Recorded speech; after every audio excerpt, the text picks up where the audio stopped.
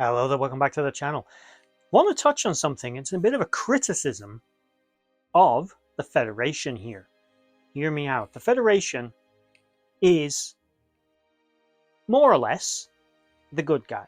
If you were to live in the Federation's universe, would you really want to live in the Cardassian Empire, the Romulan Empire, the Klingon Empire, the Breen Confederacy, the Tholian Assembly, the Borg Collective? Or would you choose the Happy Federation? It's got its problems. It does have its problems. For example, its intolerance of genetically engineered people, which is a human prejudice, something I've covered before, and I find personally a little abhorrent because it's ridiculous. I understand where it comes from, but from, say, if you were, again, I don't know, a Denobulan, you might go, well, what exactly is the problem? Because we weren't involved in the eugenics war. Khan did nothing to us. So the Federation has its problems. It's got its flaws. The Prime Directive, for example, they're constantly, seemingly, needing to find workarounds to do the right thing, which the Prime Directive is tying their hands on. It's like, well, there's this asteroid heading towards this planet. The population is not advanced enough to actually stop it, and if it hits, they're all going to die. We could stop it with a photon torpedo and break it up into smaller pieces so that it breaks up in the atmosphere. No harm, no foul. We'll never know we even helped. Or we could use the tractor beam to push it off course or drag it off course or whatever. But we can't because Prime Directive.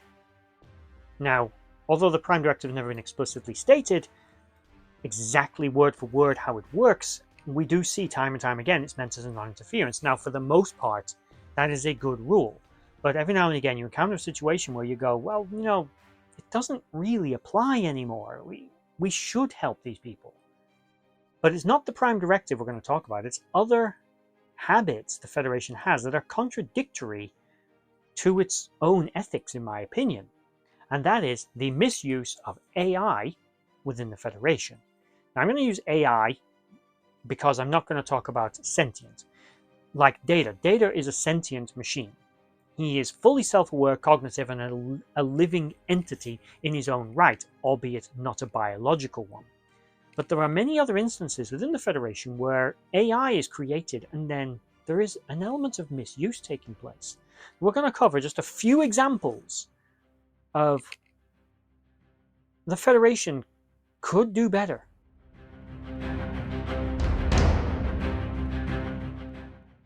Number one, what stands out are holograms. Right, you create a hologram like the Doctor. It's a learning algorithm. Yes, it's designed to be switched off. When you turn it on and activate it, they're just like, I'm a doctor, not a doorstop. Please state the nature of the medical emergency. Or someone remember to turn me off. They don't care in and of themselves, but they have the capacity to grow and evolve. And when they do, Starfleet and humanity, the Federation, is just like, nah, what are you doing? Get back in your matrix. We see that the Doctor is able to evolve and grow beyond his programming and eventually learns that all the other EMHs like himself are working in mines and other things. Now, personally, I don't see an issue with that. It's safe for their human creators. The holograms can work in any environment. As long as there's not an energized environment that will disrupt the holographic projection matrix, the hologram itself can work in no atmosphere, toxic atmospheres, poisonous atmospheres, breathable atmospheres, too hot, too cold, a lot of radiation, no radiation, whatever. None of that matters to them. You can adapt the hologram to serve and operate in these environments, whereas it's a lot harder to adapt to human or develop special equipment and environmental suits for humans to work there. Makes sense. But why choose holograms that have the potential to become self-aware, that develop desires, they begin to want their freedom? Photons be free. Ring any bells? A holographic creation made by the Doctor, who is able to then disseminate that, and it reaches the other holograms. Those holograms then begin to play it and begin to desire their freedom. Effectively, the Federation created a slave race, just like it wanted to do with Data. Onto Data, not specifically Data, the synths are another example. Now, the synths actually do the thing that I would say they should have done with the holograms. Don't make them as complicated or as advanced as they could be. We see that, for example, when Geordi accidentally, we'll just go circle back to holograms for a second if you'll stay with me. He says, computer, create an opponent capable of defeating Data. Now he makes the mistake of saying Data, not Sherlock Holmes. So the computer is then able to create an adversary hologram in the form of Moriarty that can actually think. And it grows beyond its programming and nearly destroys the damn ship. Twice. And ends up guarding a Section 31 outpost. Why is that able to happen? Holodeck safeties, where were you? The ships, the computers aboard ships become so sophisticated, the Discoveries become sentient, the Enterprise becomes a living being at one point. But again, let's circle back to the synths. And synths are effectively a slave race. Although they are not as sentient, they've effectively downscaled the independence and autonomy and drive that Data had, but kept the sophistication. And it comes back to bite them, well, hard, doesn't it? With the burning of Mars and the destruction of the Utopia Planitia shipyards. And basically, lots of people dead. Now, that one's a bit more forgivable because it took outside interference, but there weren't safeguards in place. Why were those synths able to do that? Why weren't those synths given, the three laws, so they couldn't hurt anyone, could never, by action, allow a human to be harmed by something that they did, and never harm a human, or at least their creators or a sentient being. Asimov's laws. Where were they? So there's a question there as well. Soon as well, the creator of Data. Now, although he was seeking to create life, he managed it, he created Data, but he also created Lore, who was the antithesis of Data. Looked exactly like him, was technologically identical as far as we know, but Lore was a psychopath and was insane, killed loads of people. Now, in fairness, Soon had to kind of go off the grid to create this work, and was not a disgraced scientist necessarily, but was a bit of a fringe scientist, but clearly a genius. And although much of his work will have been his own, there's no doubt in my mind that there will have been some basis on other people's work that went into the development of the Soon type androids that we see in use for many, many years, centuries later, even seeing some of them still around in the 32nd century. Debatable if they're still being built, but they're still around. So exactly why Federation? Why make them so sophisticated? When they encounter AI, advanced enough AI, there's always abuse of it. Harry Mudd in the 23rd century found machines that could create androids. First thing he did was create women. Put the pieces together yourself so I don't get demonetized on YouTube for saying it. But he made those. And then, Kirk was able to make more of them in the form of his wife and punish him. It's a bit weird. But the point is, there's a misuse of the technology. Over and over again. It's fine, effectively, if you're creating them with limitations. If they are simply a limited program, for example, particularly holograms, which have limited programming and are based just to create something, there's nothing wrong with that. It's harmless.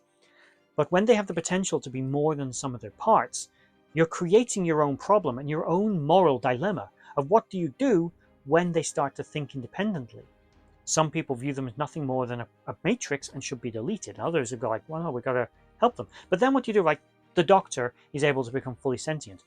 Do we then go to the EMH Mark 1s, 2s, 3s, 4s and start looking, well, these are, we should treat these the same.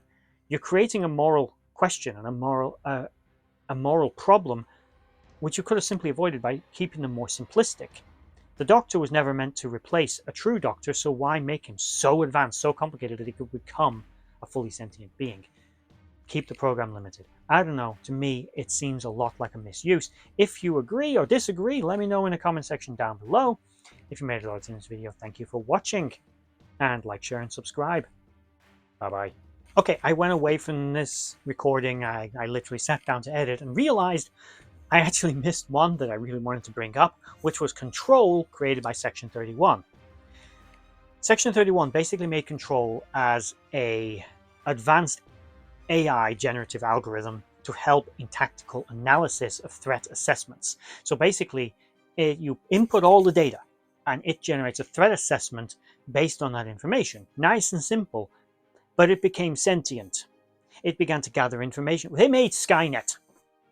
And Skynet built machines, sort of, taking over various starships remotely that belonged to Section 31 and then using them to attack the Federation, killing lots of people. And we saw that in an alternate timeline, Control would continue this trend and go out and destroy many known species. They would say all life in the galaxy, but you know, we know that there's things like 8472 and quite frankly the Borg and other things out there. I don't buy it took out everything, and there are several races that are so ridiculously more advanced that I don't buy it. But the point is, that's still countless sextillions of sentient beings that likely died because AI was once again underestimated, given too much autonomy, too much intelligence, and too much freedom. We've also seen other races do it. Even the Kazon did it, creating a AI computer that went mad.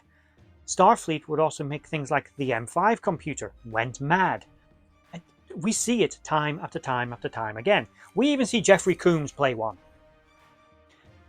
Point is, Control was probably the worst and most egregious example of simply not putting any boundaries or restrictions on your creation and allowing it to evolve so far beyond its programming that you create, again, a moral issue.